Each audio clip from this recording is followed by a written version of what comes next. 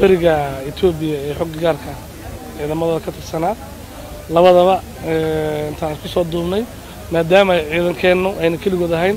oo ciidamada badan oo af kala ku hadlo Ethiopiana ay hawl la galayaan ciidanka qarankaba si ay kulligood maadaama hal gidaaj ay leeyihiin oo hal shaqo ay u wada joogaan halkan inay maanta ciida sanad gurada ay si fiican ay kulli u wada ciidan ayaan ugu soo daray muusiqaagii ama ciidamada bariga Ethiopia kooxdoodii fanka iyo kooxdeennii xog gaarka ayaan isku soo daray ari baan u soo qaadnay maanta in ciidanku ciido guulo fiican ay soo hooyeen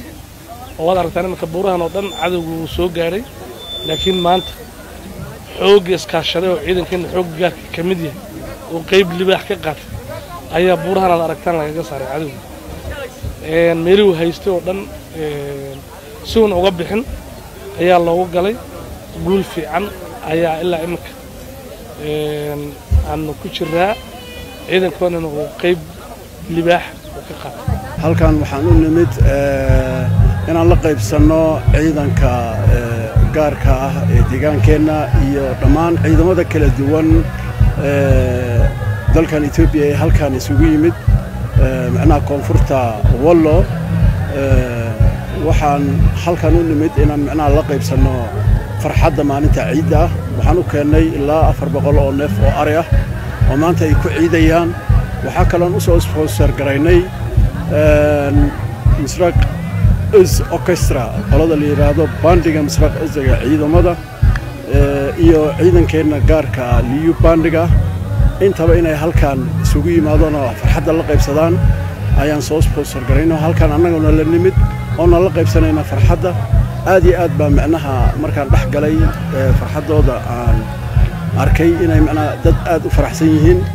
tanna waxaan leeyahay waa tii ugu dambeysay juntaaga